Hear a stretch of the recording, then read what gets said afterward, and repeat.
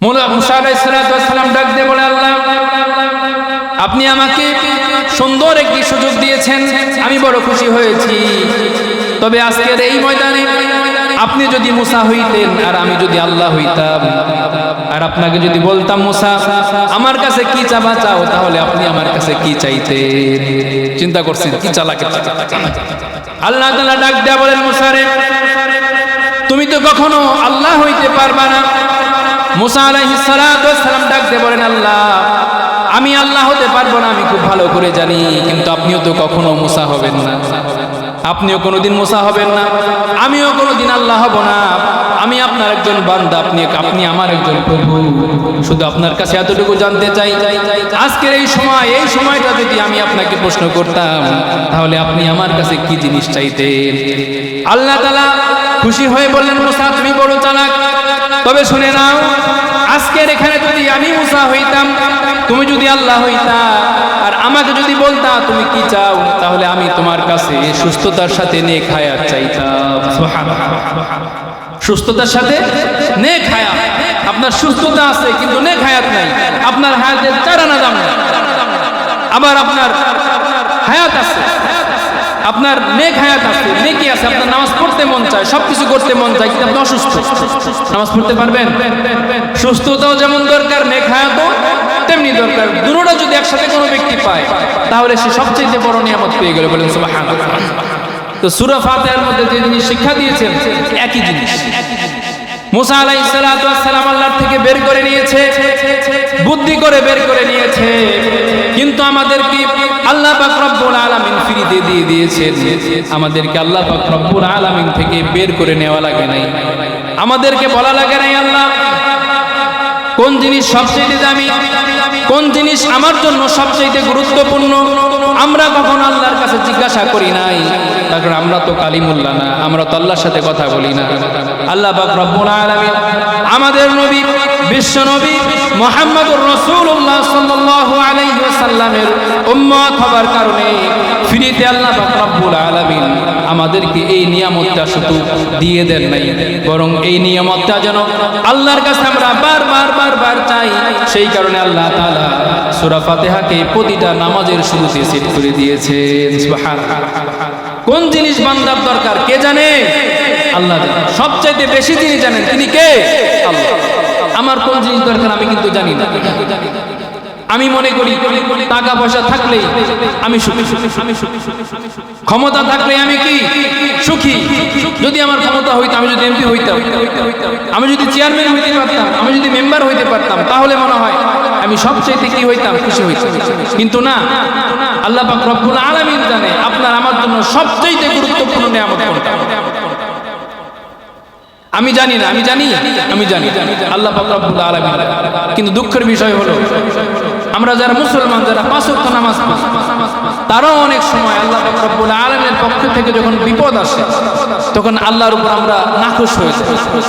এমনও বলে ফেলি যে আল্লাহ শুধু আমারই পাইছে, আল্লাহ বিপদ শুধু আমারই দেয়, এই দুনিয়া বিপদ দেওয়ার জন্য আর কি কেউ পায় না, আল্লাহ খালি আমারই দেয়। এমন কথা মানুষ বলে, কি বলেন? খুব আফসোসের বিষয়। আমার ভাইরা, গুরুত্বপূর্ণ কথা, খুব লক্ষ্য দিয়ে শুনবেন, খুব খেয়াল করে শুনবেন। আল্লাহ পাক রব্বুল আলামিন আমাদের উপর যখন কোনো বিপদ দেয়, আমাদের উপর যখন কোনো আযাব চাপিয়ে দেয়, যখন কষ্ট দেয়, তখন আল্লাহ পাক রব্বুল আলামিনের কাছে খুশি হওয়া দরকার। তার কারণ হলো ছোট ছোট বিপদ দিয়ে আল্লাহ পাক রব্বুল আলামিন আমাদের উপর থেকে বড় বড় আযাব উঠায় নিয়ে যান। সুবহানাল্লাহ। ছোট ছোট বিপদ, কিন্তু এই ছোট বিপদের দ্বারা আল্লাহ পাক রব্বুল আলামিন বড় বড় বিপদ, বড় বড় মুসিবত আমাদের থেকে উঠায় নিয়ে যান। আমরা তো জানি না, আমরা জানি। এই জন্য আল্লাহ পাক রব্বুল আলামিন পবিত্র কালামের মধ্যে ইরশাদ ফরমান, ও বান্দারে তুমি মনে করেছো যেই জিনিসটা তোমার জন্য ভালো, অথচ ওই জিনিসটার মধ্যে আমি তোমার জন্য খারাপই রেখেছি। আসা আন তুহিব্বু শাইআন ওয়া হুয়া শাররুল লাকুম ওয়া আসা আন তাকরাহু শাইআন ওয়া হুয়া খায়রুল লাকুম। ও বান্দারে তুমি মনে করো এই জিনিসটা তোমার জন্য মনে হয় ভালো, অথচ এই জিনিসের মধ্যে আমি তোমাদের জন্য মুসিবত রেখেছি। আর যে জিনিসের মধ্যে তুমি নিজের জন্য ভালো মনে করো, নিজের জন্য উপকার মনে করো, অথচ ওই জিনিসের মধ্যে আমি তোমার জন্য ধ্বংস রেখেছি। ঠিক কিনা? আমার জন্য কোনটা ভালো সেটা সবচেয়ে বেশি যিনি জানেন তিনি কে? আল্লাহ। এই জন্য সবচেয়ে গুরুত্বপূর্ণ নিয়ামত আল্লাহ তাআলা সূরা ফাতিহার মধ্যে আমাদের জন্য সেট করে দিয়েছেন। বলে আলহামদুলিল্লাহ। আল্লাহ পাক রব্বুল আলামিন সূরা ফাতিহার মধ্যে শিক্ষা দিয়েছেন, আমরা পড়ি আলহামদুলিল্লাহি রাব্বিল আলামিন আর রহমানির রহিম মালিকি ইয়াউমিদ্দিন ইয়্যাকা না'বুদু ওয়া ইয়্যাকা নাস্তাঈন। আল্লাহ পাক রব্বুল আলামিন শিক্ষা দিচ্ছেন, বান্দারে তুমি বলো আলহামদুলিল্লাহি রাব্বিল আলামিন।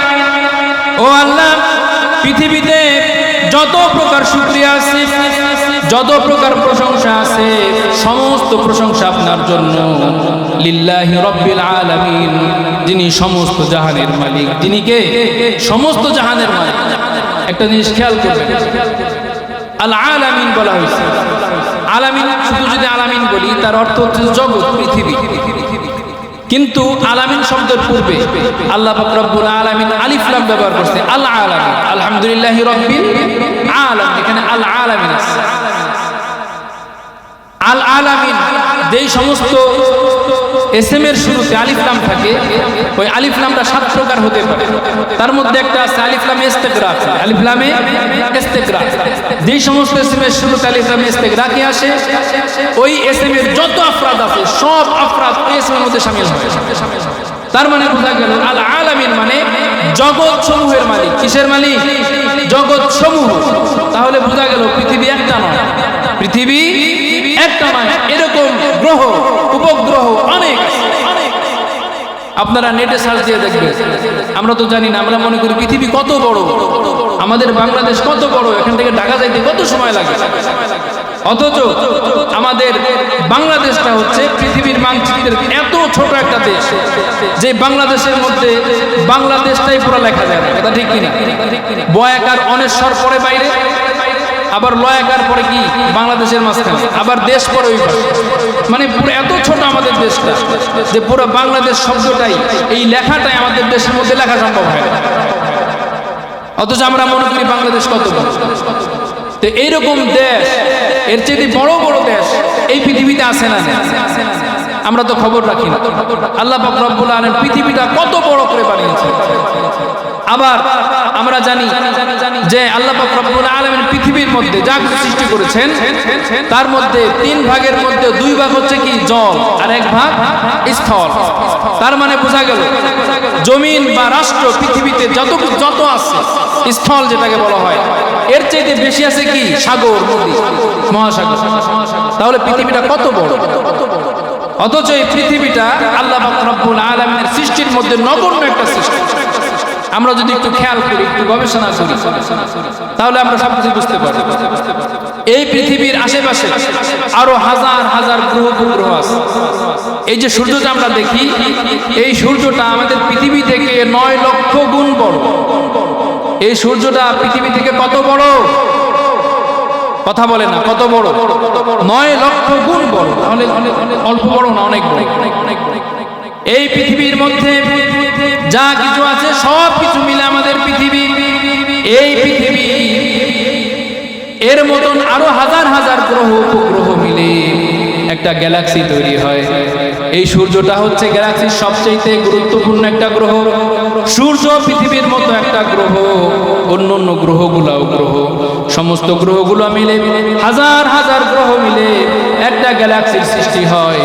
আল্লাহ পাক রব্বুল আলামিন এরকম হাজার হাজার গ্যালাক্সি আকাশের মধ্যে আল্লাহ তাআলা সৃষ্টি করে রেখেছেন। সুবহানাল্লাহ। হাজার হাজার কোটি কোটি গ্যালাক্সি আল্লাহ পাক রব্বুল আলামিন আসমানের মধ্যে কি সৃষ্টি করে রেখেছে।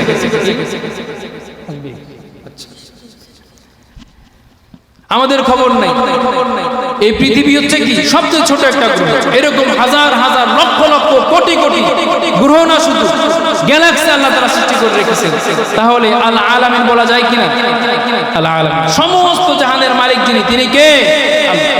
আল্লাহ তাআলা বলতেছেন, বান্দা তুমি বলো সমস্ত প্রশংসা ওই আল্লাহ পাক রব্বুল আলামিনের জন্য যিনি সমস্ত জাহানের মালিক, সমস্ত গ্রহগুলোর মালিক, সমস্ত গ্যালাক্সির মালিক, সমস্ত কিছুর মালিক যিনি, আমি তার প্রশংসা জ্ঞাপন করছি। এরপর তুমি বলো আর রহমানির রহিম মালিকি ইয়াউমিদ্দিন, যিনি রহমান, যিনি রহিম, এবং যিনি হচ্ছে বিচার দিনের মালিক, কিয়ামতের দিনের মালিক। কিয়ামতের দিনের একাগ্রচ্ছ মালিক হবেন আল্লাহ পাক রব্বুল আলামিন, যেখানে অন্য কেউ কোনো কথা বলার কোনো চান্স থাকবে না, কথা বলবে না কেউ, চুপচাপ করে থাকবে।